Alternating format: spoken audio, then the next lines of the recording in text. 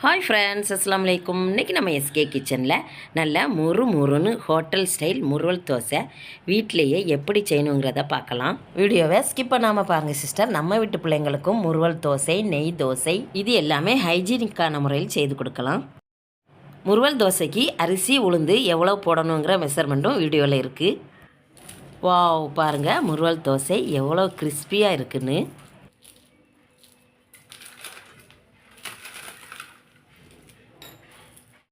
இந்த முறுவல் தோசைக்கு அரிசி உளுந்து எவ்வளவு சேர்க்கணுங்கிறத பார்க்கலாம்.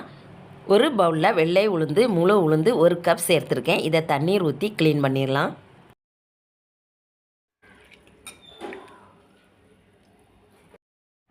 மீண்டும் 2 கப் தண்ணீர் ஊற்றி உளுந்தை ஊற வைக்கணும்.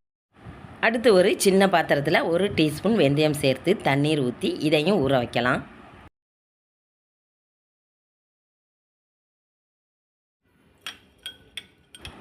இது ஒரு பக்கம் இருக்கட்டும். அடுத்து அரிசி எவ்வளோ சேர்க்கணுங்கிறத பார்க்கலாம். ஒரு பவுலில் 4 கப் டொப்பி அரிசி சேர்க்குதேன். டொப்பி அரிசின்னு வரும்போது சாதத்துக்கு எடுக்கக்கூடிய அரிசி, கூடவே 1 கப் பச்சை அரிசியும் சேர்க்குதேன். புட்டு இடியாப்பத்துக்கு எடுக்கக்கூடிய பச்சை அரிசி 1 கப். அரிசியையும் தண்ணீர் ஊற்றி நல்லா க்ளீன் பண்ணி அரிசி மூழ்கிற அளவுக்கு தண்ணீர் ஊற்றி ஊற வைக்கலாம்.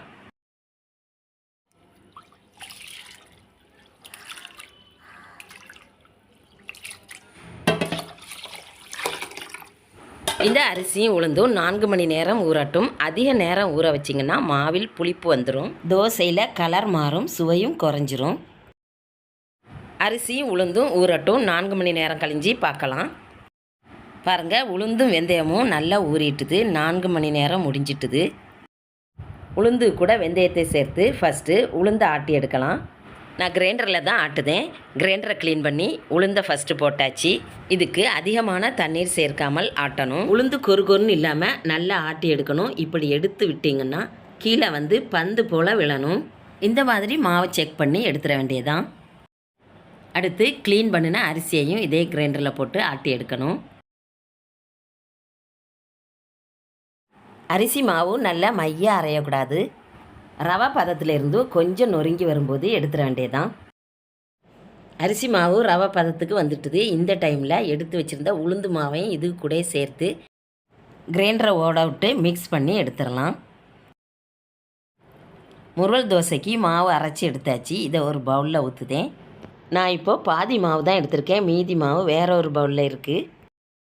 மாவு தேவைக்கு உப்பு சேர்த்து கையாலேயே நல்லா கலந்து கொடுத்துக்கலாம். மாவை 8 மணி நேரம் புளிக்க வச்சிங்கன்னா தோசையில் நல்ல மணம் இருக்கும், சுவையும் நல்லாவே இருக்கும். இவ்வளோ லூஸு போதும், இப்படியே இருக்கட்டும்.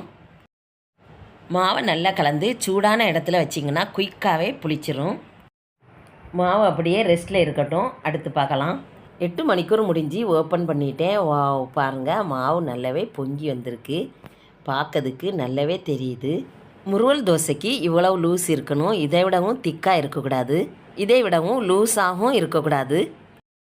பாருங்கள், இரும்பு தோசைக்கல் அடுப்பில் வச்சுருக்கேன். தோசைக்கல் நல்ல சூடாக இருக்குது.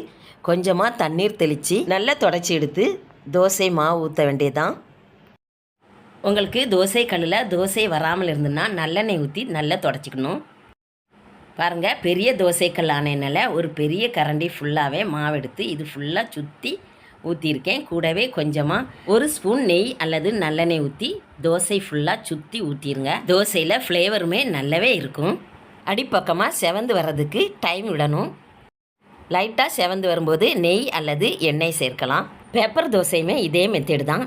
மேலே ரவுண்டாக இருக்கக்கூடிய மாவை சட்டுவத்தை வச்சு அப்படி வலிச்சு எடுத்துட்டிங்கன்னா பெப்பர் தோசையாக ஆயிரும். மேலே மாவே இல்லாமல் இருக்கக்கூடியது தான் பேப்பர் தோசை. வாவ், பாருங்கள், நம்ம வீட்லேயும் மொறுன்னு முறுவல் தோசை ரெடி ஆயிட்டு. இந்த வீடியோ பிடிச்சினா லைக் பண்ணுங்கள், ஷேர் பண்ணுங்கள், எஸ்கே கிச்சனுக்கு சப்ஸ்கிரைப் பண்ணுங்கள்.